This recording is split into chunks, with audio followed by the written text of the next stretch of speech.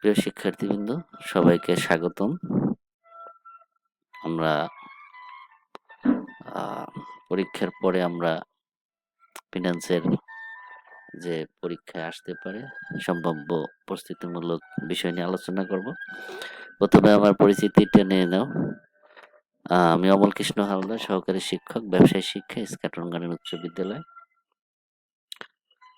আজকের অধ্যায় হবে ফিনান্স ও ব্যাংকিং পঞ্চম অধ্যায়।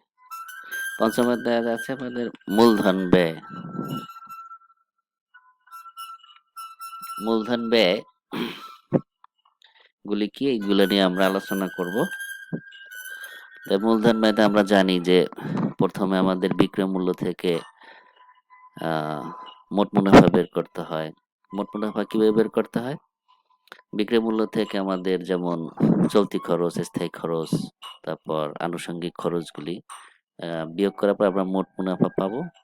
মোট মুনাফা থেকে আমরা কর বাদ দিলে নিট মুনাফা পাবো। এরপর দেখা যায় যদি কোনো অঙ্কে যদি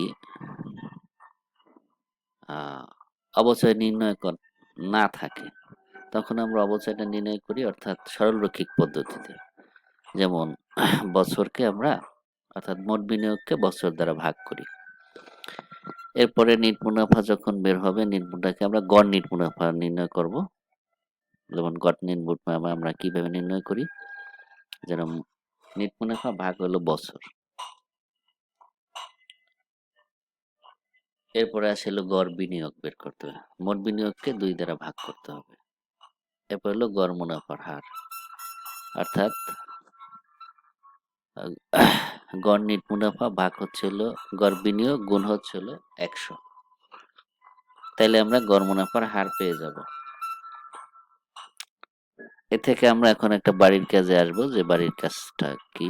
বাড়ির কাজ একে কি বলা আছে, যেমন একে বলা আছে জান্নাতি এন্টারপ্রাইজ মুক্তা ও সারা 2টি প্রকল্পে 4 বছর মেয়াদে 1 লক্ষ টাকা বিনিয়োগ প্রস্তাব পান। প্রকল্প দুটির মোট মুনাফা নিম্নরূপ। প্রকল্প প্রথম বছর, দ্বিতীয়, তৃতীয়, চতুর্থ বছরে মুক্তায় আছে 5,000, 10,000, 15,000, 12,000। সারা কম্পিউটার মোট মুনাফা যেহেতু দেওয়া আছে, সেখানে আছে 10,000, 8,000, 12,000 এবং 10,000। প্রশ্নটা হচ্ছে প্রকল্প দুটির কর হার হচ্ছে হলো কি 40%। যেহেতু মোট মুনাফা দেওয়া আছে, সেক্ষেত্রে আমরা অর্থাৎ এই মোট মুনাফা থেকে যদি আমরা কর বাদ দিই, তাহলে আমরা নেট মুনাফা পাবো। প্রথম প্রশ্নটা হচ্ছে কি, মূলধন বাজেটিং এর পদ্ধতি কয়টি? আমরা জানি 4টি পদ্ধতি আছে। বাট্টাকরণ প্রক্রিয়াটি ব্যাখ্যা করো। বাট্টার হার কিভাবে নির্ণয় করতে হয়, বইতে এটি আছে। মুক্ত প্রকল্প পে ব্যাক সময় নির্ণয় করতে হবে। আমরা জানি পে ব্যাক সময় কিভাবে নির্ণয় করতে হয়, অর্থাৎ যদি নিট মুনাফা আমরা এই প্রকল্পটি যখন আমরা জানি যে পেব্যাক সময় নির্ণয় করতে হলে আন্তঃনগদ প্রবাহ প্রয়োজন হয়। আন্তঃনগদ প্রবাহ ছাড়া কখনো পেব্যাক সময় নির্ণয় করা যায় না। সেক্ষেত্রে আমরা এখানে যেহেতু মোট মুনাফা দেওয়া আছে, মোট মুনাফা থেকে আমরা কর বাদ দেব। কর বাদ দেওয়ার পর আমরা কি করব, অবচয় যোগ করব। অবচয় যোগ করলে আমরা আন্তঃনগদ প্রবাহ পেয়ে যাব।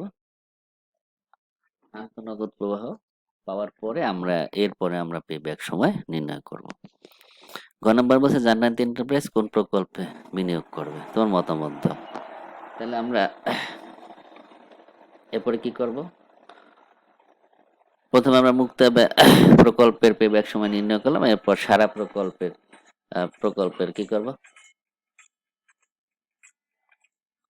কিভাবে নির্ণয় করব, একই ভাবে সারা প্রকল্পে আমরা কি করব, প্রথমে মোট মুনাফা অর্থাৎ কর বাদ দেব। কর বাদ দিলে আমরা নিট মুনাফা পাবো। নিট মুনাফার সাথে আমরা অবচয় যোগ করব। অবচয় যোগ করলে আমরা কি করব, আন্তঃনগদ প্রবাহ পেয়ে যাব।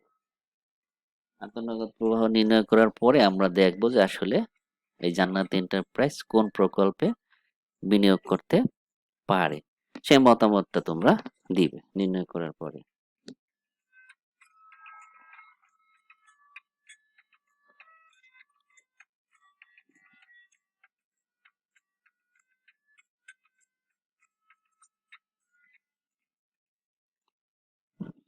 এরপরে আমরা অর্থাৎ 2 নাম্বার বাড়ির কাজে চলে যাব।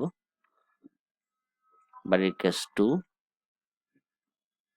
এখানে দেয়া আছে, এখানেও কিন্তু 2টি প্রকল্পের কথা লেখা আছে। যেমন ঐশী এন্টারপ্রাইজ মিনু ও বিনু 2টি প্রকল্পে 8 বছর মেয়াদে 4 লক্ষ টাকা বিনিয়োগ প্রস্তাব পান। প্রকল্পগুলির মোট মুনাফা নিম্নরূপ। এখানেও কিন্তু মোট মুনাফা দেওয়া আছে। বিনু প্রথমে আছে, যেমন প্রথম বছর যেহেতু 8 বছরের মেয়াদ, প্রথম বছরে 20,000, 30,000, 50,000, তারপর 90,000, 1,80,000, 70,000, 70,000। এরপর বিনু প্রকল্পে আছে কত? 30,000, 40,000, 80,000, 70,000, 90,000, 50,000, 60,000, 80,000। এই প্রকল্প দুটির কর হার 40%। এখন এখানে বলছে প্রথম ক নম্বর প্রশ্ন যে সরলরৈখিক পদ্ধতিতে অবচয় নির্ণয়ের সূত্রটি লেখো। আমরা জানি সরলরৈখিক পদ্ধতিতে কিভাবে অবচয় নির্ণয় করতে হয়, অর্থাৎ মোট বিনিয়োগকে বছর দ্বারা ভাগ করলে পারি আমরা সরলরৈখিক পদ্ধতিতে অবচয় নির্ণয়ের সূত্রটি বলা হয়। নিয়মিত ব্যয় পরিশোধ না করতে পারলে কোন ধরনের ঝুঁকির সৃষ্টি হয়? আমরা জানি যে নিয়মিত যদি কোনো ব্যয় পরিশোধ না করা যায় তাহলে আর্থিক ঝুঁকির সৃষ্টি হয়। কারণ আর্থিক ঝুঁকি যখনই সৃষ্টি হয় তখনই অর্থাৎ কোম্পানি ঋণগ্রস্ত হয়।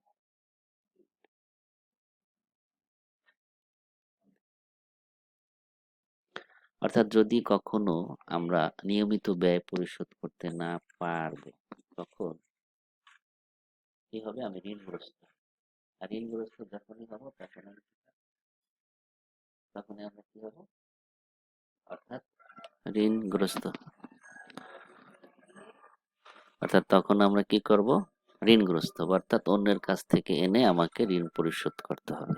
তাই নিয়মিত ব্যয় পরিশোধ না করতে পারলে আমরা অবশ্যই আর্থিক ঝুঁকির মধ্যে পড়ব। মিনি প্রকল্পের পেব্যাক সময় নির্ণয় করো। অর্থাৎ মানে কি? তাহলে ওই একই নিয়ম, অর্থাৎ প্রথমে আমরা এই মোট মুনাফা থেকে আমরা কর বাদ দেব। কর বাদ দিলে আমরা পেয়ে যাব নিট মুনাফা। নিট মুনাফার সাথে যদি আমরা অবচয় যোগ করি তাহলে আমরা পেয়ে যাব আন্তঃনগদ প্রবাহ। এই আন্তঃনগদ প্রবাহ বের করে তারপরে আমরা পেব্যাক সময় নির্ণয় করব।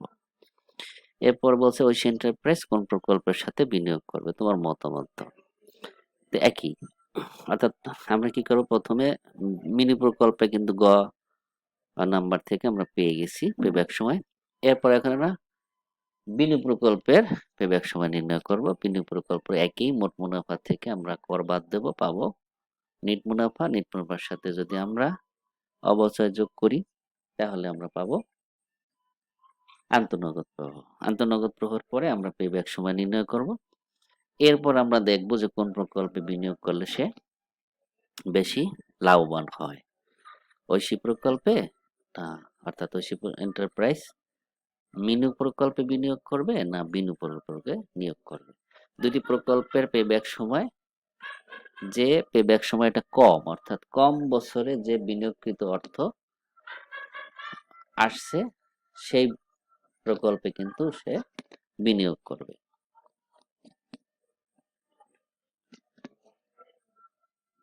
অর্থাৎ আমরা আজকে এই 2টি বাড়ির কাজ নিয়ে আমরা আলোচনা করলাম। তোমরা এই বাড়ির কাজ 2টি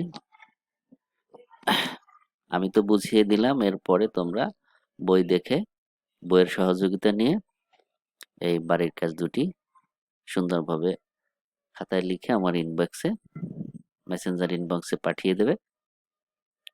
অর্থাৎ এখন আসলে যেহেতু আমাদের সময়ের সংকীর্ণতা, এই মহামারী দুর্যোগের কারণে আমরা পড়ালেখা অনেক পিছিয়ে গেছি। আমরা অনলাইনে যে ক্লাসগুলো এখন দিচ্ছি, যেহেতু আমাদের অভিভাবক সময় একটি নির্ধারিত সময় দেওয়া আছে, অর্থাৎ পরীক্ষার যে ডিসেম্বরের 15 তারিখ আমরা অনলাইন বার্ষিক পরীক্ষা নিব, সেহেতু এই সৃজনশীলগুলি পরীক্ষার জন্য খুবই গুরুত্বপূর্ণ।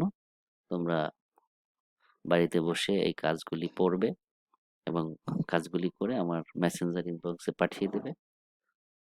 সবাইকে ধন্যবাদ, সবাইকে স্বাগতম। সবাই ভালো থাকুন।